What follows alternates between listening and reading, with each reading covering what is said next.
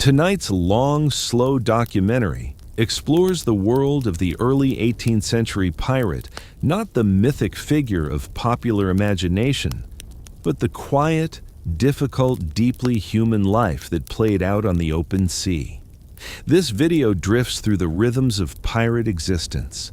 The early mornings beneath creaking beams, the exhausting routines that shaped each day, the makeshift democracies that governed their ships, the storms that tested their resolve, the hunger, the stillness, and the rare moments of laughter. It also looks ahead at the legendary figures whose names endure in history, the secret laws that bound crews together, the mysteries that linger in maritime stories, and the contrast between the harsh lives of common pirates and the powerful, wealthy world that hunted them. But everything begins here, with the real life of the ordinary pirate, the world beneath the decks, and the slow, relentless rhythm of the sea. The sea has always carried an ancient patience, a slow and steady breathing that has shape but no beginning. During the early 18th century, when wooden ships wandered across vast, uncharted waters, this patience shaped the lives of the men who lived aboard them. Tonight's story drifts into that world, not the glittering fantasy of treasure maps and heroic captains, but the quieter, more enduring reality of pirate life. This video explores the rhythms that define their days, the labor that kept their ships afloat, the makeshift democracies that organized their floating communities, the hunger that pressed against their ribs, and the long stretches of silence broken only by the sound of waves brushing against timber. It is a slow descent into a world built of rope, salt, and resolve, a world where hardship was constant and freedom was measured not by wealth but by the absence of a tyrant's whip. Pirate ships did not resemble the lively scenes often imagined in popular tales. They were cramped, dim, and always moving, shaped by the restlessness of the sea. Beneath the deck, hammocks hung in dense rows from thick wooden beams, each one swaying with the roll of the ship. The air was heavy with the scent of tar, old wood, damp clothing, and the unwashed bodies of men who worked in relentless heat. Morning began with the familiar groan of timbers and the muffled thud of boots overhead. Light filtered down through cracks in the planks above, creating thin ribbons of gold that shifted with each movement of the ship. Daily tasks were dictated by necessity rather than preference. A vessel made of wood required constant attention, ropes frayed under tension, sails tore in sudden gusts, and seawater seeped into the hull unless the cracks were sealed with pitch. Men spent hours scraping barnacles from the underside of the ship, coiling heavy lines, patching canvas, and heating tar until it grew thick and sticky enough to press into damaged planks. The work left hands blistered and backs bent, but maintenance was the fragile barrier between survival and disaster. Food offered little comfort. Barrels stored below deck held salted beef, dried peas, and biscuits so hard they could be broken only with force. Insects lived inside the grain, and most men swallowed them without thought. Water, stored in wooden casks, turned stale after weeks at sea, acquiring the taste of damp wood and mold. To make it drinkable, vinegar or rum was often mixed in. Scurvy lingered constantly, silently weakening joints and gums as weeks passed without fresh fruit. Despite the harshness of these conditions, pirate ships were known for a degree of equality rarely found elsewhere in the maritime world. Captains were chosen by vote and could be removed the same way. Decisions regarding plunder, routes, or punishments were made collectively.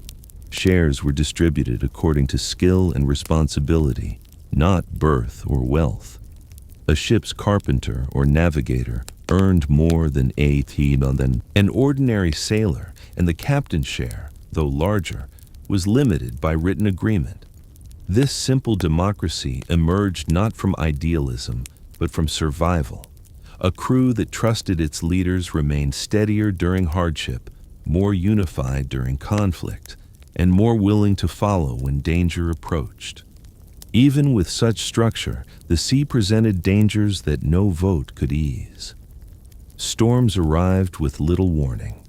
Dark clouds gathered along the horizon, the air shifted, and the ship braced itself against the coming force. Sails strained under violent winds, ropes snapped like whips, and waves crashed across the deck with the weight of falling stone. Men climbed the rigging in torrential rain, securing lines with numb fingers while the ship pitched beneath their feet. When storms passed, a heavy stillness followed. Water dripped from the masts, the sky cleared into pale blue, and the men returned to their work, exhausted but steady, fully aware that nature had shown mercy once again. Night brought a quieter atmosphere. Lanterns cast dim pools of light across the deck, illuminating the worn planks and coiled ropes. Some men repaired clothing or sharpened tools, others carved pieces of wood into small figures, and a few simply stared at the horizon where the sea merged with the sky. Songs hummed softly across the deck, slow, repetitive shanties that matched the steady rocking of the ship. Their melodies drifted into the night air, blending with the constant rhythm of the waves. Life at sea eroded the usual sense of time. Days blurred into one another with repeating work and repeating sounds. The horizon rarely changed. The ocean offered no landmarks, only gentle swells and distant birds. Sleep came in intervals, never long, and always interrupted by the demands of the vessel. Through these quiet hours, the pirate ship existed as a small, floating community bound by necessity and shared hardship. The reality of pirate life rested far from the imagined world of daring raids and buried gold. It was a life shaped by monotony, toil, and the slow grind of survival. Yet within this harsh environment existed a rare sense of autonomy. Men who had once lived under brutal captains or oppressive systems found themselves part of a community where their voices mattered. The sea remained unforgiving, the work unending, and the dangers constant, but the freedom to choose their path, however limited, carried its own quiet weight. This life, carved from salt and wind, became the foundation of piracy's enduring legend. A legend not built on grand battles, but on the steady endurance of men who lived and died upon the water, guided only by the creaking of the ship beneath them and the vast, indifferent horizon stretching endlessly ahead.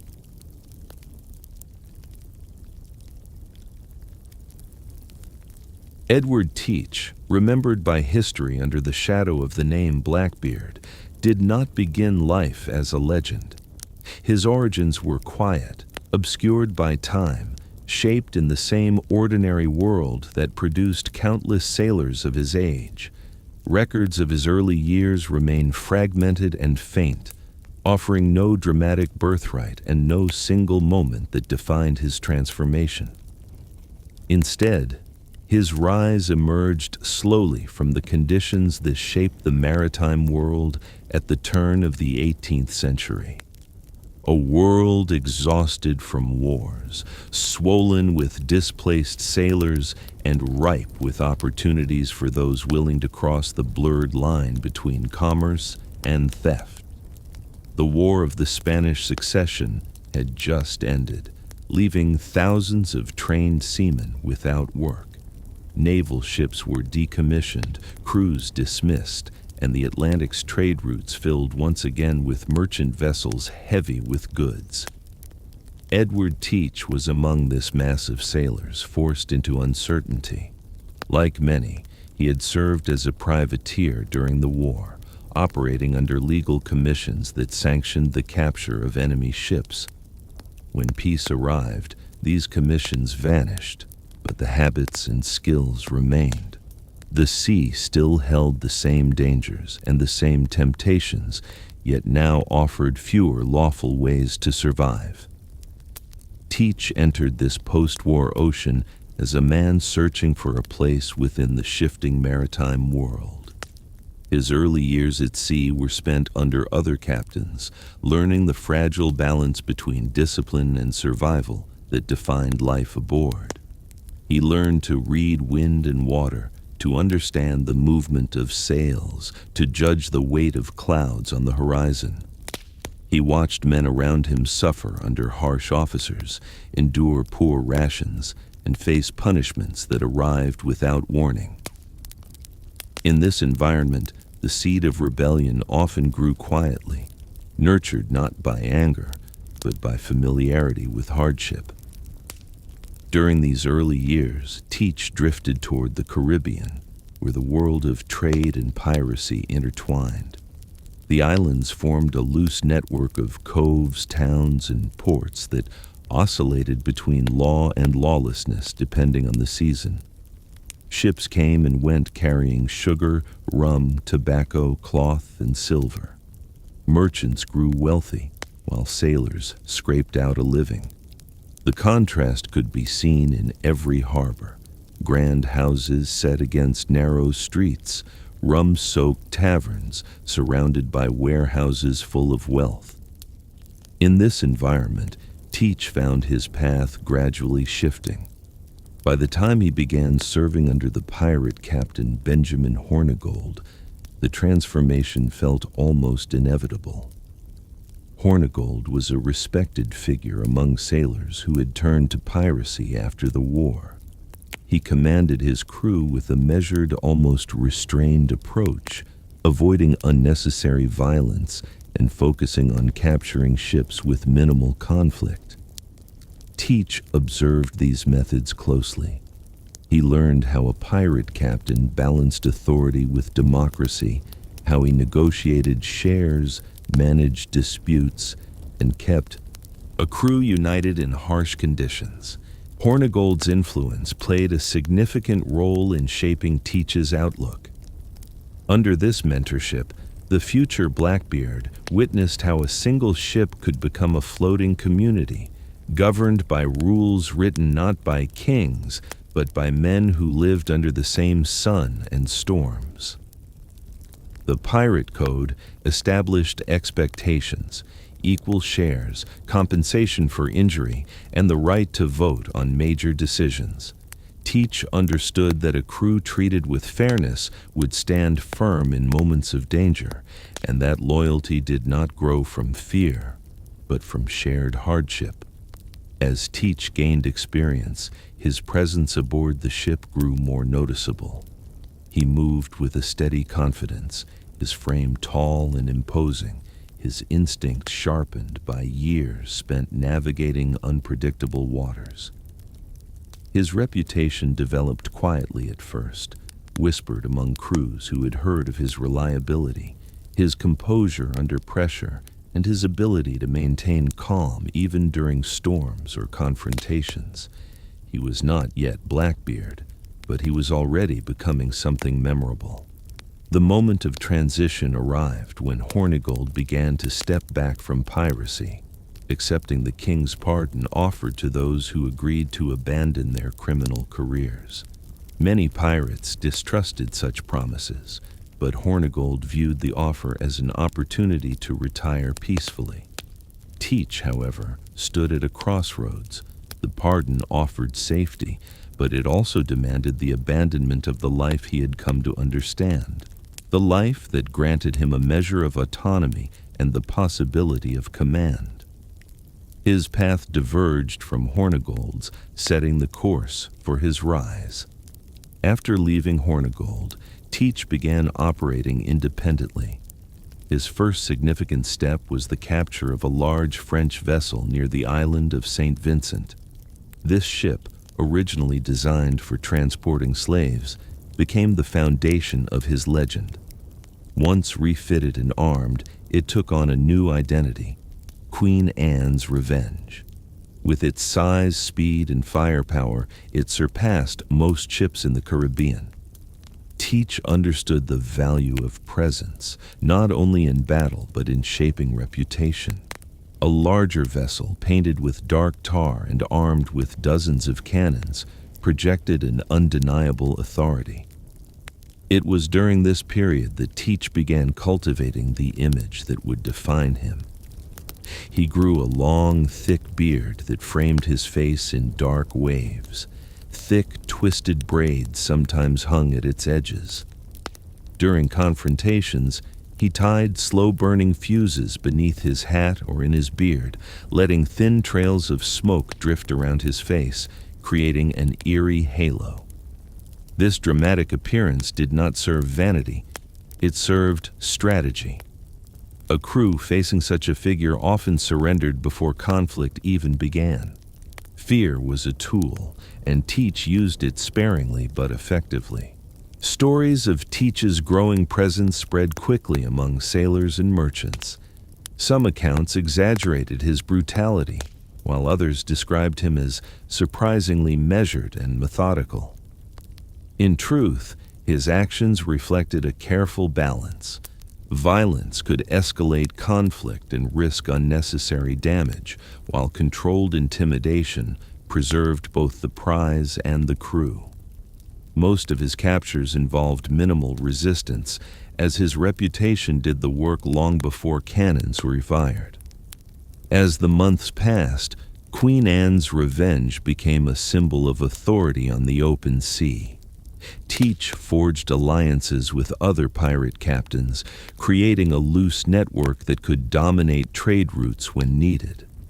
The waters near the Carolinas, the Bahamas, and parts of the Caribbean increasingly fell under his shadow.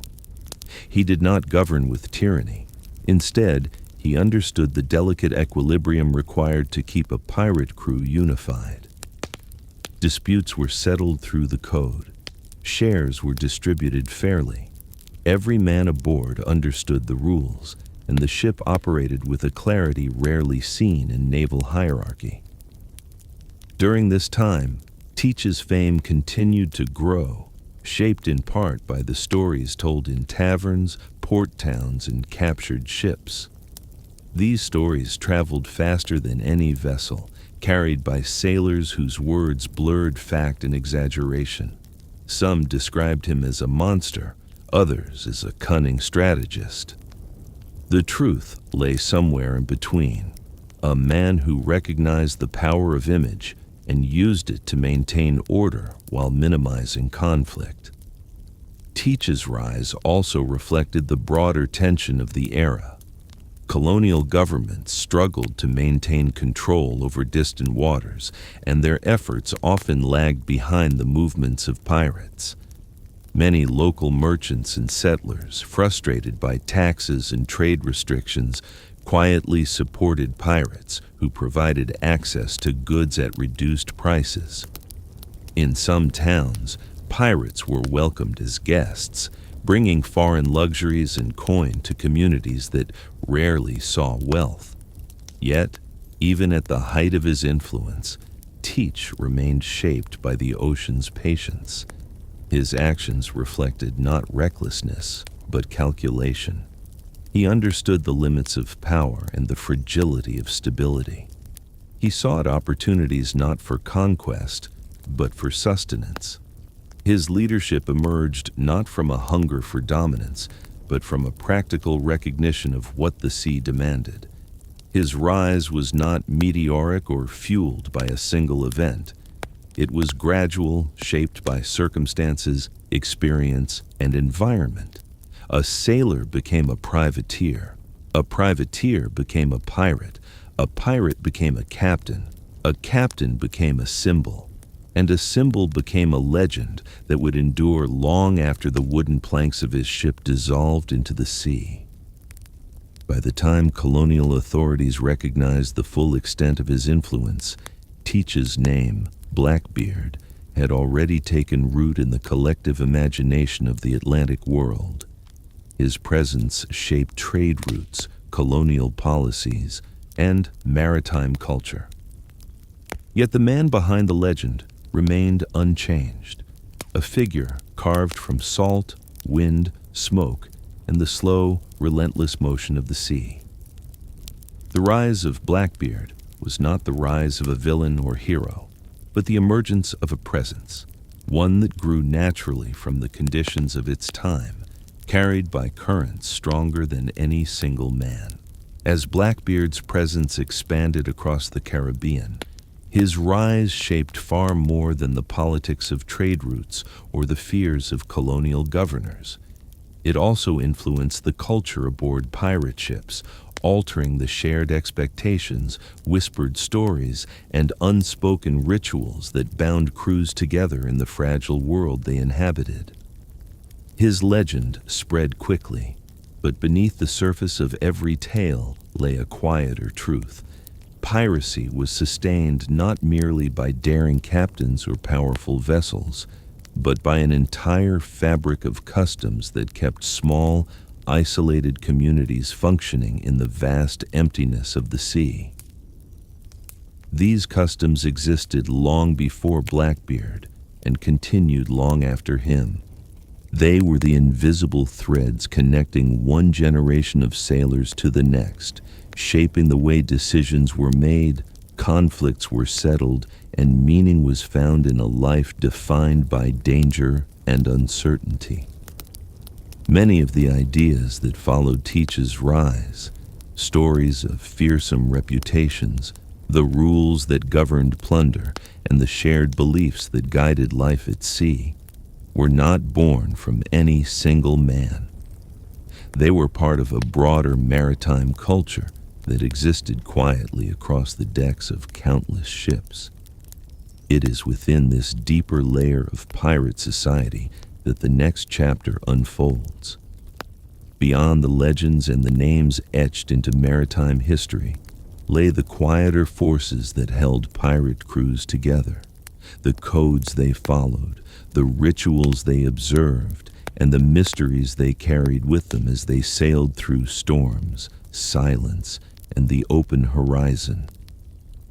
The world of the early 18th century pirate was not governed solely by hunger, storms, or desperation. Beneath the rough surfaces of their existence lay systems of belief, ritual, and quiet custom that shaped their floating society in ways often overlooked by the structured civilizations of their age. These customs did not arise from the romanticized image of rebellion, but from the practical and psychological needs of men who lived in close quarters, far from land, relying on one another for survival. Over time, these practices solidified into a shared culture, part law, part tradition, and part quiet mystery carved from the rhythms of the sea. The pirate code, often imagined as a dramatic list of rules carved into planks or parchment, was in reality a practical document.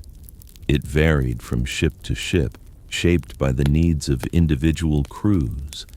Some articles described how loot would be divided, others outlined compensation for injuries. A lost limb might be rewarded with additional shares, while disputes over treasure or authority were resolved through a method that kept the peace without inviting chaos. These codes were typically agreed upon before the ship set sail, providing a baseline of expectation that transformed a group of displaced sailors into a functioning society. Each ship's articles served as a foundation of order within an inherently unstable world. Fights over food, work, or perceived disrespect were inevitable in such confined conditions, but the code offered structure.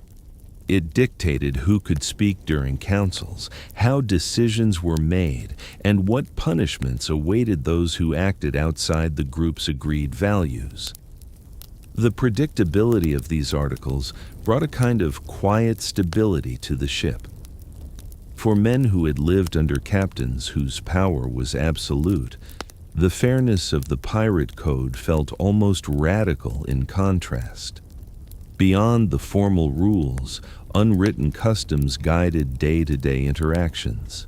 Silence was valued during certain tasks, particularly those requiring coordination in dangerous conditions. Cards, dice, and other games helped pass long stretches of calm weather, and disputes that began in jest sometimes threatened to grow into more serious conflicts. The code addressed such situations by offering structured remedies. Some ships enforced a system where the involved parties stepped ashore at the next landing to settle their differences away from the crew. Others mandated mediation by elected officers or elders within the group. These measures preserved unity, recognizing that fragmentation aboard a ship could be fatal. Superstitions played an equally influential role in shaping pirate culture. The sea was a place of unpredictability, and sailors across all professions sought comfort in rituals designed to tame the unknown. Whistling during storms was avoided, as it was believed to provoke winds already bent on destruction. Certain birds were considered omens, their presence interpreted as warnings or reassurances. Albatrosses were treated with reverence, their passing seen as a sign of guidance or watchfulness. The appearance of dolphins near the bow often lifted spirits, seen as an indication of approaching land or fair weather. Objects, too, held significance. Small tokens, carved wood, knotted rope, or pieces of cloth served as symbols of protection. These items had no intrinsic power, yet their presence offered comfort. In a world where danger lay in every wave, such rituals helped impose meaning on the chaos. A ship's crew might gather for small ceremonies before embarking on a hazardous journey or after surviving a violent storm. These gatherings were quiet, shaped by shared relief rather than exuberance, reflecting the subdued nature of life at sea. The mysteries of navigation added another layer to this culture. Without modern instruments, sailors relied on stars, wind, and instinct to guide them. Navigators earned respect not through rank but through skill, an ability to read the world where land was rarely visible. Charts were precious, often incomplete or inaccurate, requiring interpretation and intuition. Clouds offered clues about approaching weather. The color of water hinted at depth or proximity to reefs. The behavior of birds signaled unseen land. The quiet art of navigation became a form of living knowledge passed from one generation of sailors to another, grounding their journeys in patterns older than their own lives. Occasionally, stories emerged among crews regarding peculiar moments at sea. These tales were not always exaggerated. Many reflected genuine experiences of isolation, weather phenomena, or the peculiar behaviors of marine life. Strange lights were sometimes reported on the horizon, glimmers that flickered and dissolved before any explanation could be formed. Bioluminescent waves created glowing patterns across the water at night, illuminating the ship's path with a soft, otherworldly light. Men watching these displays often felt the boundaries between reality and myth blurred by exhaustion, hunger, and the boundless sky. Ghost stories circulated among sailors, though not with the intention of instilling fear. Instead, they served as reminders of the sea's vast memory. Tales of abandoned ships drifting silently across the water, their decks empty and sails intact, stirred reflection more than terror. These vessels were seen as warnings of nature's power or as symbols of human fragility. The ocean returned nothing unchanged, and a ship left to drift became a moving monument to the dangers that awaited any crew. Even within the practical demands of pirate life, Reverence existed for certain natural events. The rising and setting of the sun carried a ritualistic quality, marking the passage of time in a world where clocks held little importance. Crews often paused in collective observation during these moments, not out of ceremony, but from an instinctive recognition of their shared journey. The horizon became a constant companion, its changing colors offering the only reliable measure of the day. Life aboard a pirate ship also carried moments of quiet artistry. Some men carved intricate patterns into bone or wood, creating small objects that held personal meaning. Others composed simple verses or songs that circulated among crews, altering slightly with each retelling. The isolation of the sea, combined with the monotony of daily tasks, gave rise to creative expressions that found life in the narrow space between hardship and hope. Occasionally, pirate ships encountered indigenous communities or isolated settlements along tropical coasts. These encounters were not always hostile. Many were exchanges of goods, knowledge, or simple human curiosity.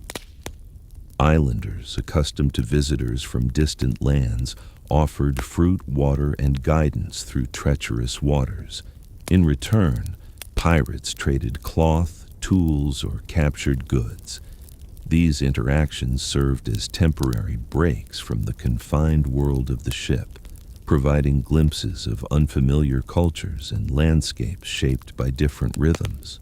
When pirate crews visited hidden coves or remote islands, these locations became temporary sanctuaries.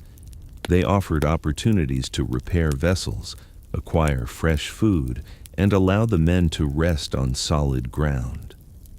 The stillness of these moments contrasted sharply with the constant motion of life at sea. Beaches lined with palm trees, the gentle rustle of foliage in warm breezes, and the steady hum of insects created an environment far removed from the ceaseless creaking of the ship. These pauses were brief but deeply restorative, reaffirming the connection between humanity and land after weeks surrounded entirely by water. Among the most enduring aspects of pirate culture was the sense of collective identity. Despite coming from diverse backgrounds, some from European cities, others from colonial settlements, and a few from captured ships, pirate crews developed a shared sense of belonging. This unity grew from shared hardship, shared danger, and shared aspiration. Men who had once served under harsh naval officers found themselves part of a community where decisions were made collaboratively, resources divided fairly, and voices heard equally. This unity extended into burial practices. When a crew member died, whether from illness, injury, or the hazards of life at sea, the ceremony was simple but solemn. Wrapped in cloth or sail, the body was lowered into the water with brief words or silent reflection. The ocean accepted the remains quietly, the waves closing over them as if returning something that had always belonged there. These ceremonies lacked grandeur, but their simplicity carried a deep respect, shaped by the acknowledgement that every man aboard shared a fragile place in the vastness of the world. The pirate code, the rituals, the superstitions, and the unspoken customs collectively formed the unseen structure that kept pirate communities functioning. These practices softened the harsh edges of their existence, offering meaning where instability reigned. In the slow rhythm of the sea, these traditions shaped an identity that transcended the individual lives of the men who lived it, leaving behind stories that would drift across centuries like distant echoes carried by the tide. As the quiet rituals, shared beliefs, and subtle customs of pirate life formed the unseen framework of their floating communities, Another world existed in parallel, a world shaped not by hardship and survival, but by influence, wealth, and authority. While crews labored under the open sky and lived by the rhythms of wind and tide, a very different kind of life unfolded in the ports, plantations, mansions, and colonial offices that surrounded the Caribbean. This contrasting sphere of power had its own structures, its own conflicts, and its own quiet routines, shaping the landscape in which piracy operated. From these calmer shores and shadowed rooms, the social world of the elite watched, reacted, and adapted to the growing presence of pirates on the sea. It is within this contrasting environment that the next part of the story unfolds. While pirate ships drifted across the edges of the horizon, the Caribbean islands that anchored the region were alive with activity shaped by wealth, ambition, and the constant movement of goods through tropical ports. The social world that developed along these shores differed sharply from the rough existence aboard pirate vessels. Colonial towns grew around sheltered harbors, marked by warehouses, broad streets warmed by sunlight, and homes built from imported materials. Rows of palm trees lined the edges of settlements, their fronds rustling in a gentle rhythm that contrasted with the unsteady movements of ships at anchor. Plantation owners, merchants, and government officials formed the upper tier of colonial society. Their homes often sat on elevated ground, catching breezes that softened the heat of midday. These houses featured verandas shaded by wooden latticework, rooms filled with polished furniture, and broad windows overlooking fields, harbors, or town squares. Meals were prepared by staff, served on porcelain plates brought from Europe, accompanied by wines or rum aged in quiet storerooms. Daily routines followed the steady measures of clocks rather than the unpredictable tempo of wind and tide. Beyond these homes, the broader network of plantation life extended across the islands. Fields of sugarcane stretched to the horizon in some regions, neatly arranged in long rows that swayed like slow-moving waves beneath the sunlight. Windmills and boiling houses processed harvested cane into sugar and molasses, filling the air with a thick scent that drifted far across the landscape. Workers moved through these fields in steady patterns, their tasks marked by the rising and setting of the sun. Overseers kept watch from shaded positions, directing labor that fed the growing global demand for sweetening and spirits. Markets brought merchants from distant shores, exchanging goods that connected the Caribbean to Europe, Africa, and the Americas. Barrels of rum were rolled onto ships bound for northern ports, while crates of textiles, tools, and luxury items arrived in return. Local traders sold salted fish, fresh produce, clay pottery, and small goods crafted from island materials. The hum of commerce created a constant backdrop for daily life in these towns, a rhythm of voices, footsteps, and wagon wheels moving across sun-warmed cobblestones. Within colonial administrative buildings, officials maintained records, drafted letters, and issued decrees meant to preserve order. These structures, often made of stone or thick timber, stood near the centers of towns, their walls decorated with maps of trade routes and charts showing the growth of local industries.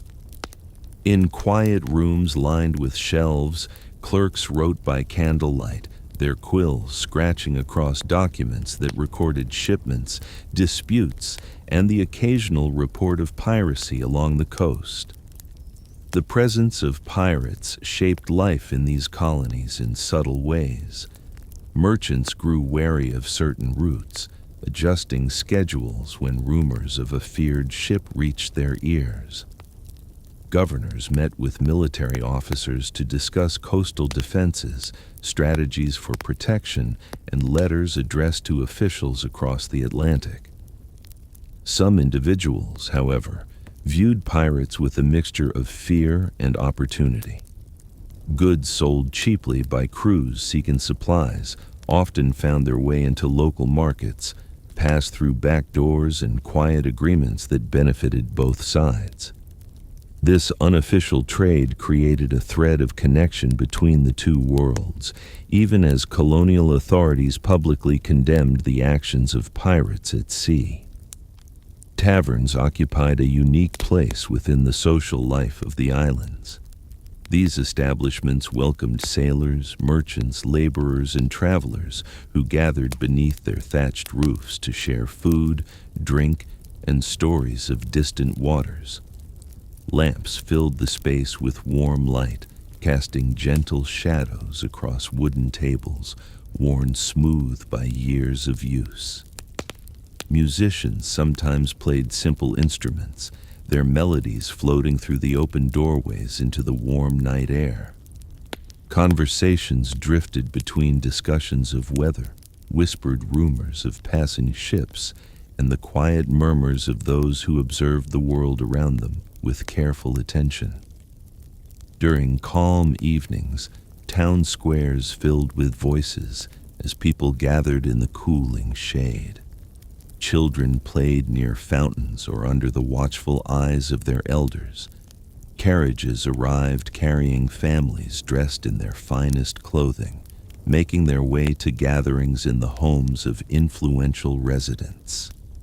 These events featured long tables decorated with imported fabrics, dishes prepared from local ingredients, and conversations ranging from plantation affairs to political developments in distant capitals. The atmosphere was gentle and measured, reflecting a world guided by schedules and social expectations. Yet, beneath this surface of comfort, the colonies existed in a constant state of tension. Hurricanes threatened the islands with violent winds and rising seas. Illnesses swept through communities with little warning. Competition between European powers shaped military presence, influencing alliances and decisions made within governmental halls. Pirates added another layer to this fragile balance, challenging traditional authority through actions that disrupted established trade and social order. For plantation owners and merchants, wealth did not insulate them from the uncertainties of island life. A single storm could flatten fields that had taken months to cultivate.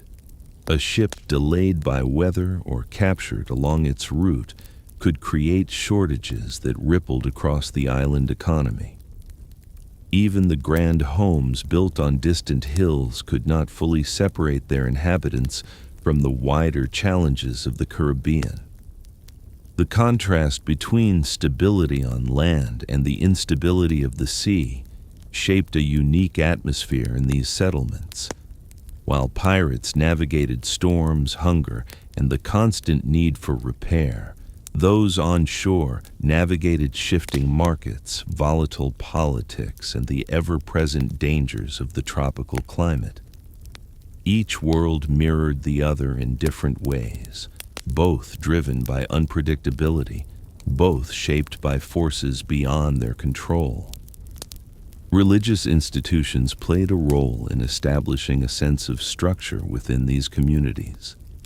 Churches built of stone or timber stood prominently near town centers, their bells marking the passage of time. Sermons addressed local concerns, weaving spiritual guidance with practical advice for navigating the uncertainties of island life. Congregations gathered on quiet mornings to listen to readings, their voices carrying through open windows and into the surrounding streets. Education also found a place in this social landscape. Small schools taught children basic reading, writing, and arithmetic, though access varied widely. Tutors were sometimes hired by wealthier families to instruct older children in history, geography, or languages. Books arrived sporadically from Europe, filling shelves in private collections or small communal libraries. These works provided glimpses into distant worlds, shaping the imagination of a generation raised on stories of explorers, kingdoms, and maritime encounters. Even within this structured society, leisure held importance. Families walked along coastal paths during calm evenings, watching the sun lower itself over the water. Fishermen cast their lines from rocky points, bringing in catches that fed local households. Festivals celebrated seasonal changes, harvest milestones, or cultural traditions brought from distant homelands. Music, dance, and shared meals brought communities together in moments of quiet joy. The colonial Caribbean presented a life shaped by order, stability, and long-standing institutions, quiet routines that stood in sharp contrast to the unpredictable existence of pirates at sea. Yet both worlds were connected by trade, geography, and the shared reality of living in a region where nature, commerce, and human ambition intertwined. While pirates drifted across shifting horizons, the inhabitants of these islands moved through their own patterns, each day a reflection of a society built from both opportunity and fragility. It was within this dual world, one drifting on the waves, the other anchored to the land, that the era of piracy found its shape, defined not only by those who lived upon the sea, but also by the societies that watched from the shoreline, aware of their presence, yet distanced by their contrasting realities. As life unfolded across the Caribbean's plantations, markets, and shaded verandas, the region's calm routines stood in quiet contrast to the restless motion of the open sea. Yet both worlds depended on forces far greater than the reach of any colonial governor or pirate crew. Wind, current, climate, and geography shaped every settlement, every voyage, and every moment of survival in the islands. Between shifting tides and fertile shores lay the intricate networks of trade, labor, culture, and natural abundance that defined the Caribbean long before piracy found its way into its waters. Within this broader landscape emerged a subtler story, one of ecosystems, roots, and economies that formed the foundation beneath every port, every plantation, and every ship. It is within this larger environmental and economic world that the next chapter unfolds. Long before ships bearing the flags of European powers or the improvised banners of pirate crews crossed its waters, the Caribbean existed as a mosaic of interconnected islands shaped by volcanic fire, coral growth, and the steady movement of tides. Mountains rose sharply from the sea, their slopes covered with dense forests that glowed deep green beneath the midday sun. Springs fed rivers that wound through valleys, carrying mineral-rich soil into coastal plains.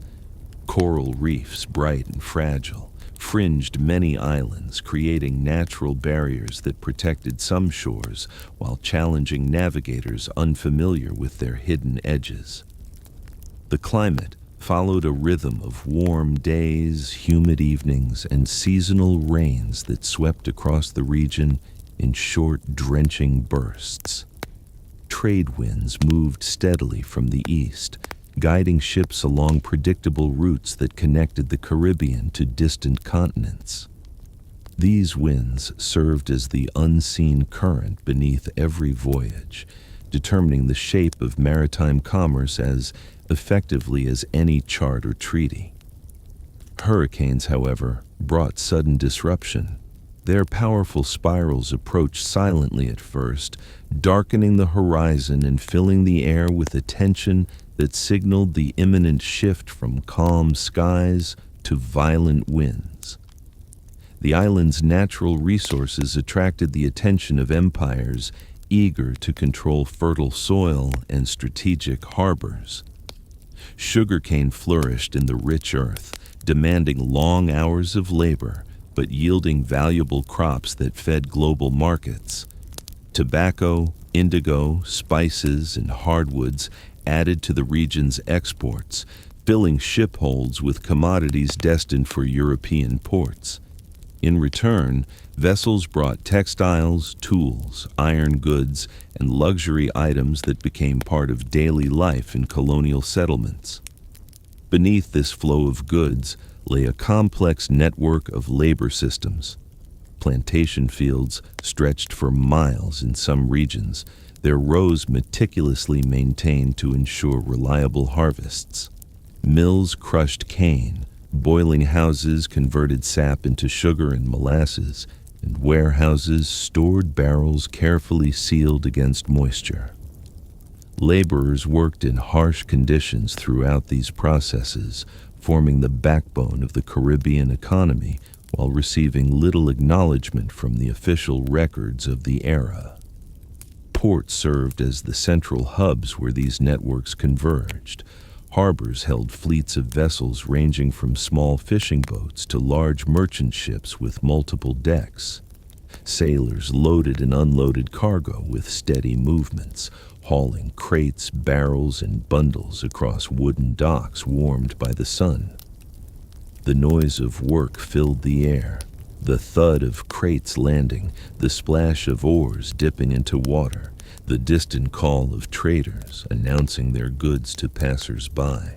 Markets emerged near these docks, bringing together people from different regions and backgrounds.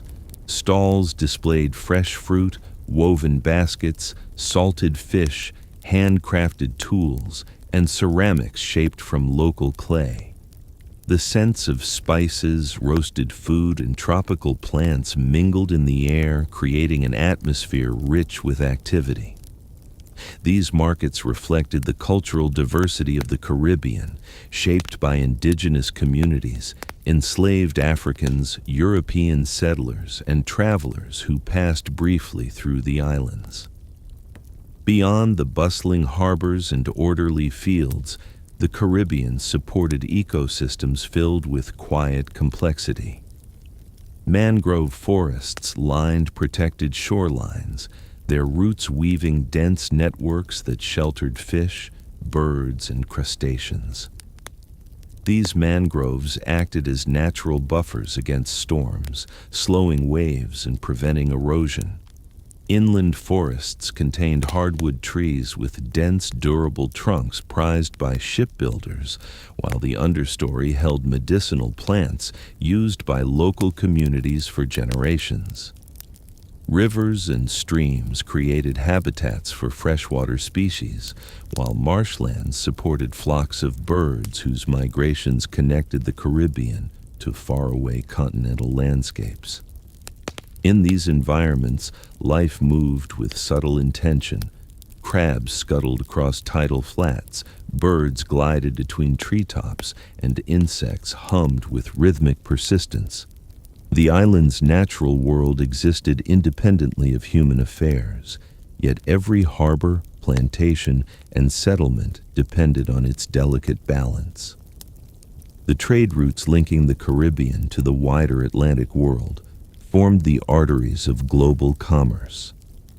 Ships traveled in patterns dictated by wind and current, often circling from Europe to West Africa, then across the Atlantic to the Caribbean before returning home. These routes carried wealth, people, and ideas across vast distances, shaping political decisions and economic strategies across multiple continents. Maps of these routes filled the offices of colonial administrators who viewed the Caribbean not simply as a collection of islands, but as a pivotal hub in a sprawling network of exchange. Yet, despite the wealth that passed through its ports, the Caribbean remained vulnerable to shifts in global politics. Rival empires sought control of strategic harbors, leading to skirmishes, forts built along coastlines, and treaties negotiated in distant capitals.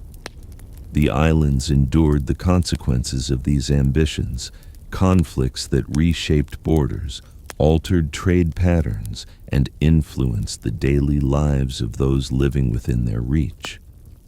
Military vessels patrolled certain waters, while privateers and pirates navigated the spaces between authority and lawlessness.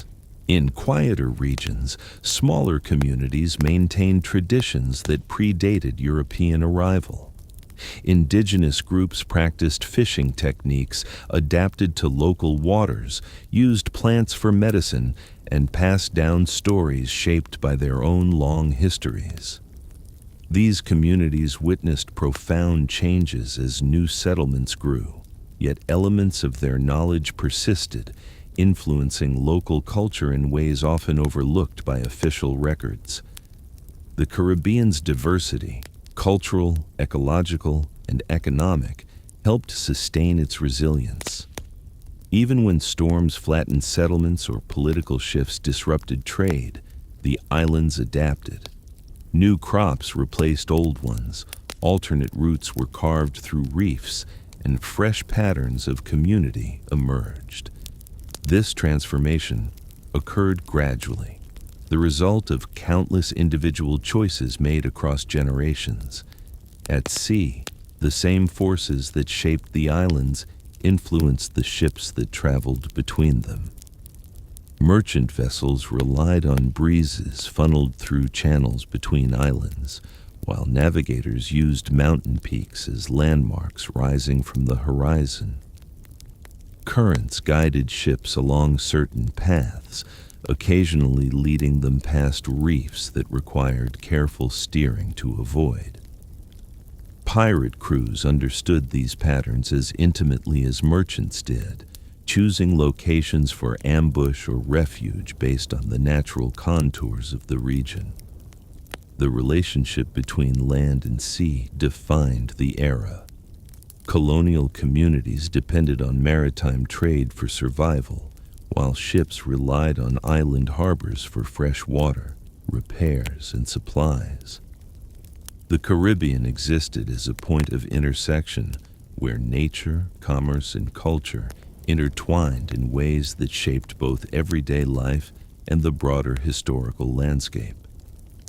Amid the bustle of ports and the quiet endurance of inland forests, the unspoken connection between land and sea created a world where opportunity, struggle, and adaptation coexisted.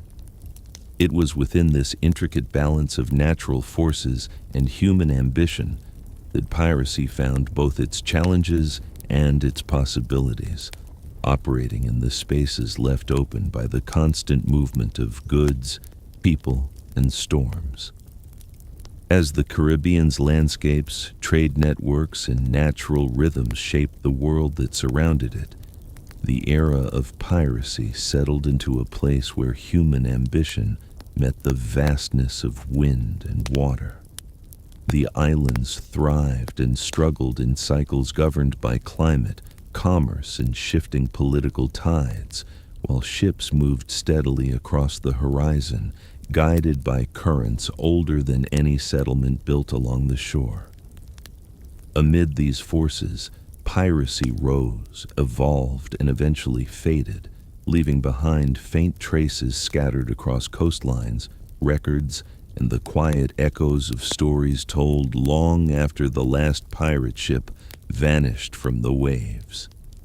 It is within this slow passing of time and the soft blending of legend into memory that the final part of the story unfolds.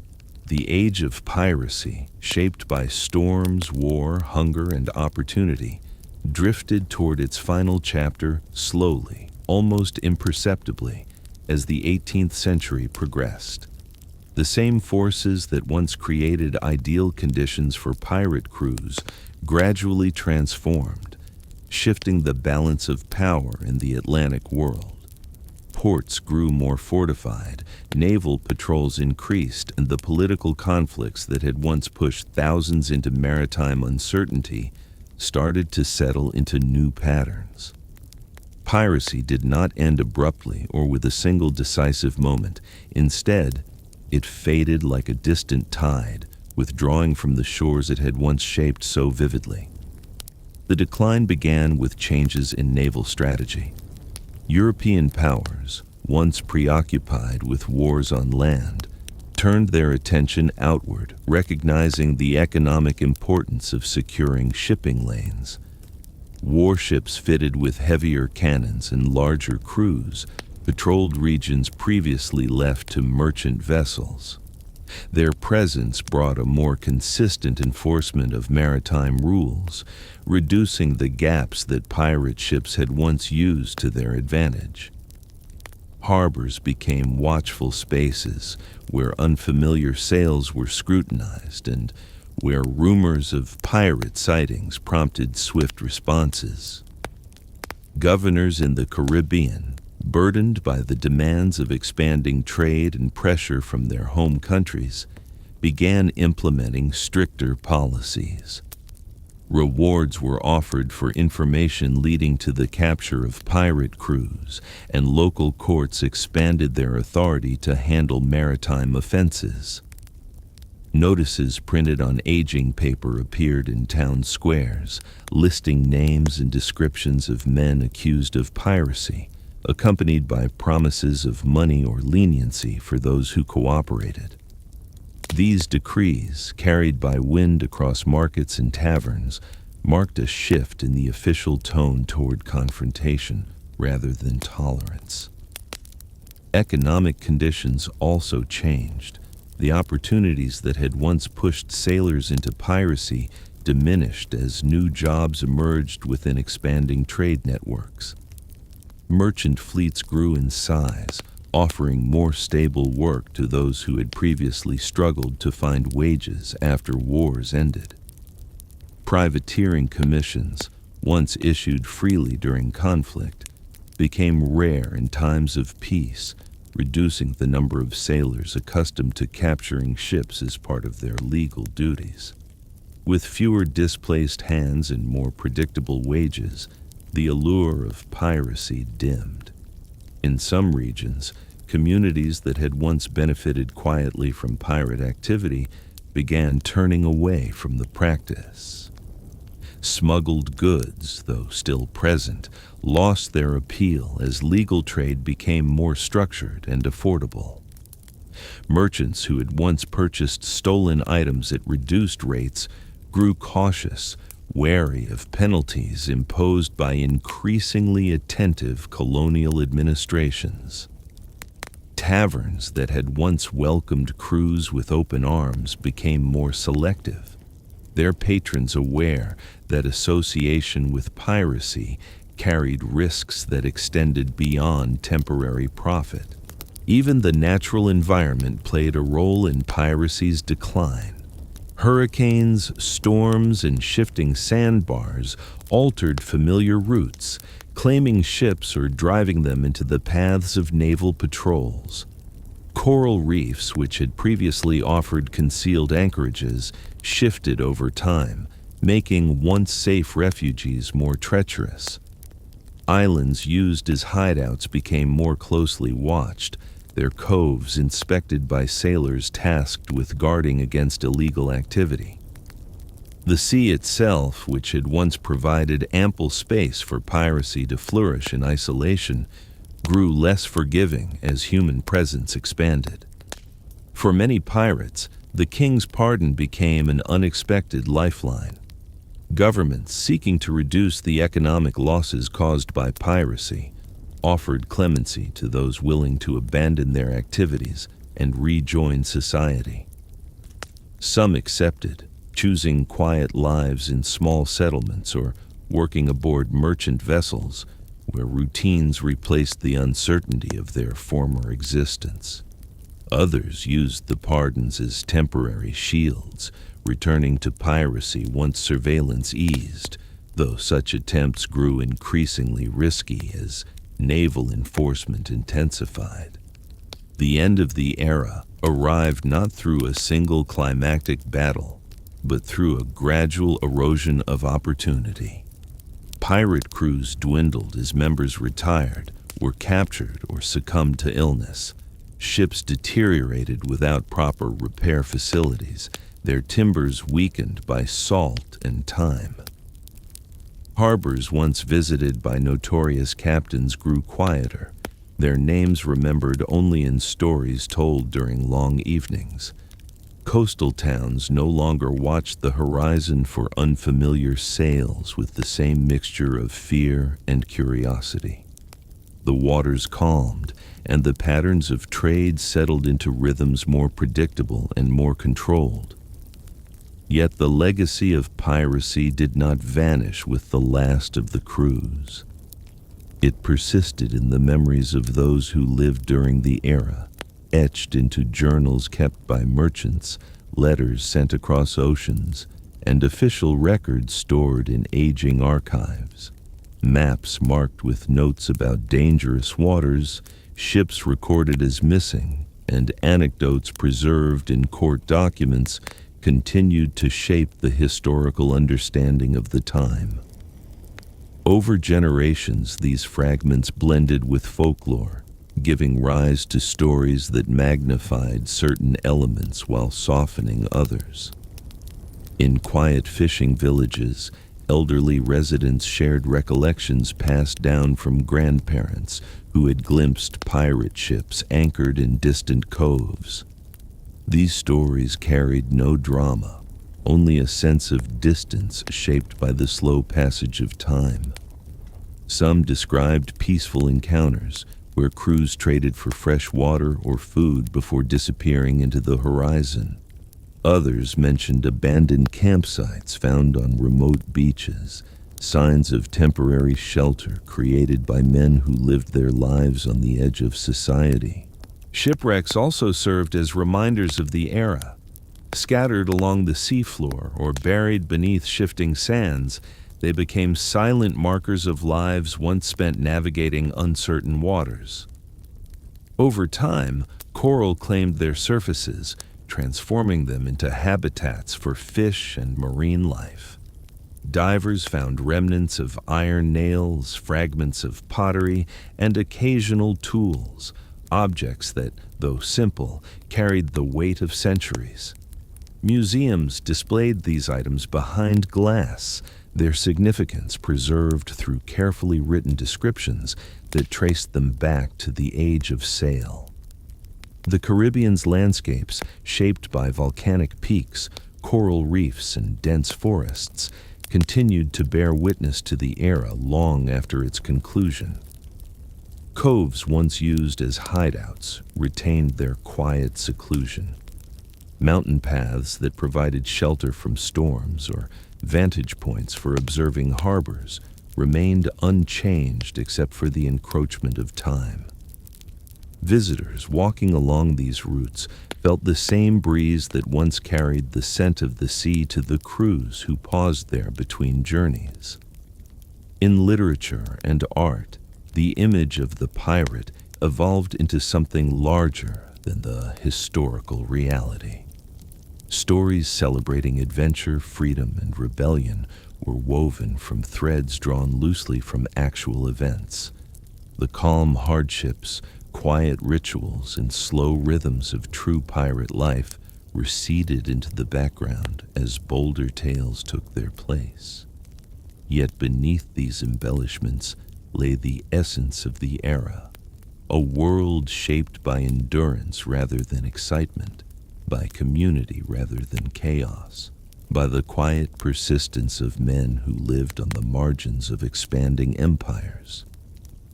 The final echo of piracy lingered most strongly in the enduring idea of the sea as a place of possibility. Even after the age itself had passed, the ocean remained a symbol of distance, uncertainty, and freedom. Ships continued to cross its waters, guided by winds and currents that had shaped journeys for generations. Ports grew, settlements expanded, and the world moved into new eras. But the memory of those who once drifted across the horizon in search of survival maintained a quiet presence beneath the surface of modern understanding. The age of piracy ended as softly as it had begun, born from circumstances shaped by the environment and dissolved by changing tides. Its traces remained not in the clamor of battles or the glitter of treasure, but in the calm, steady remembrance of a time when wooden ships wandered across vast waters, their crews bound by fragile agreements and the endless, patient rhythm of the sea. When the last pirate ships disappeared from the horizon, the Caribbean gradually returned to rhythms that had existed long before their arrival.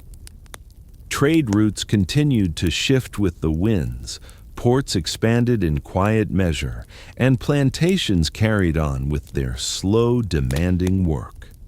The world that had shaped the age of piracy did not vanish, it simply evolved. Naval patrols grew more organized, markets settled into predictable cycles, coastal towns expanded, their streets and harbors becoming more defined with each passing decade. Yet beneath these changes, the memory of the era lingered, faint as a distant echo carried across warm evening air. Remnants of the past endured in subtle ways.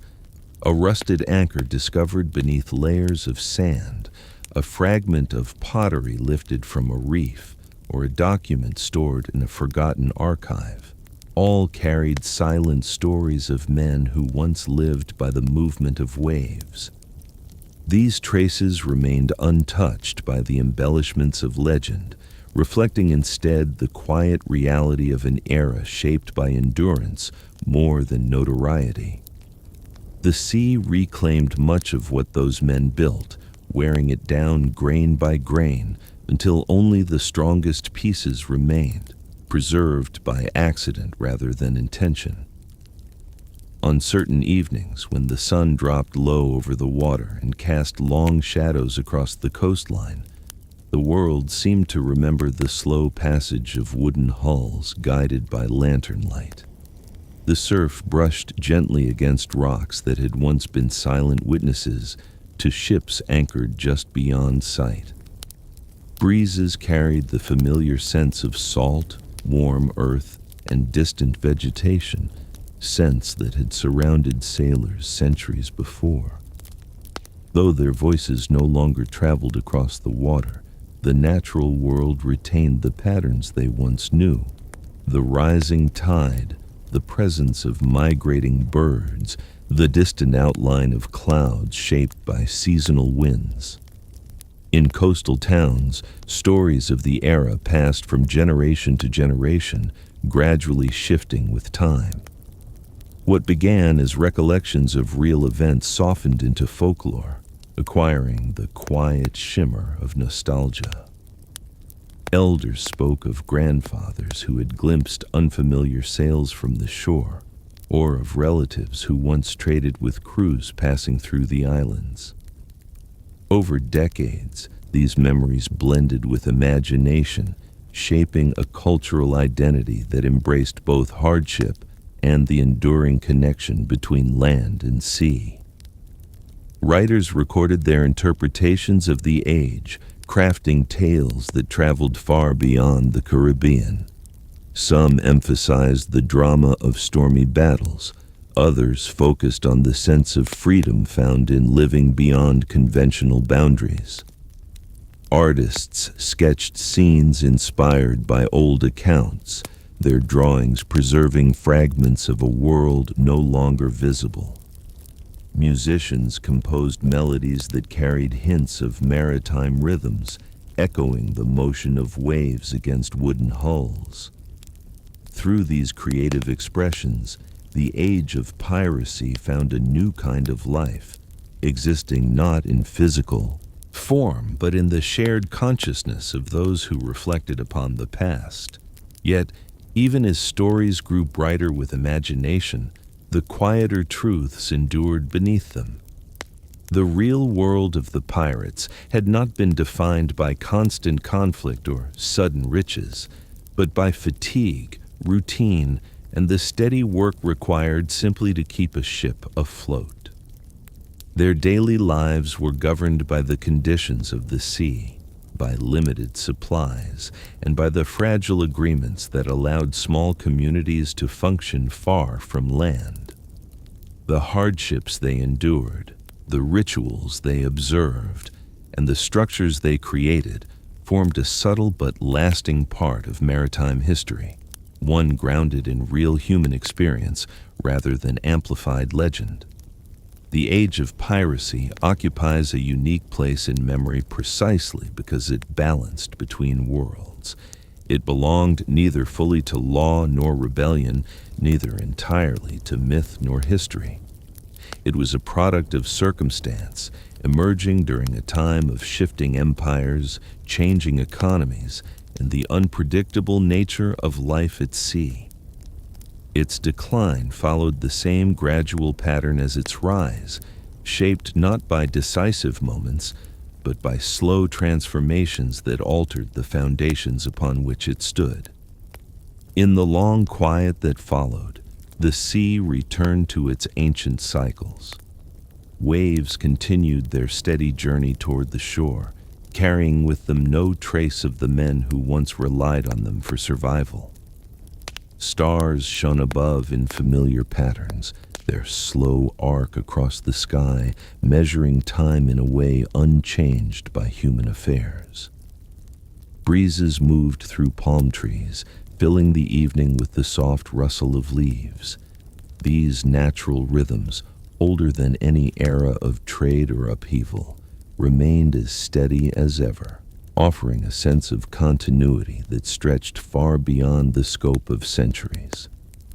Today, the legacy of piracy endures less in the tangible remnants of ships or weapons than in the quiet fascination the era continues to inspire. It serves as a reminder of lives lived on the margins, shaped by forces larger than any individual. It reflects the endurance of human ingenuity, the fragility of community, and the timeless allure of the open horizon. Though the age itself has long passed, its echoes remain woven into the fabric of the Caribbean's identity and linger softly in the collective imagination. As the last traces of sunlight fade from the sea and the colors of the sky shift toward deeper shades, the world settles once more into stillness. The stories of the past sink gently into memory, carried forward only by the steady breath of the ocean. The age of piracy, with all its harshness and quiet beauty, rests now in the vast expanse of history. Its presence softened by time, its echoes dissolving into the endless rhythm of waves moving peacefully beneath the darkening sky.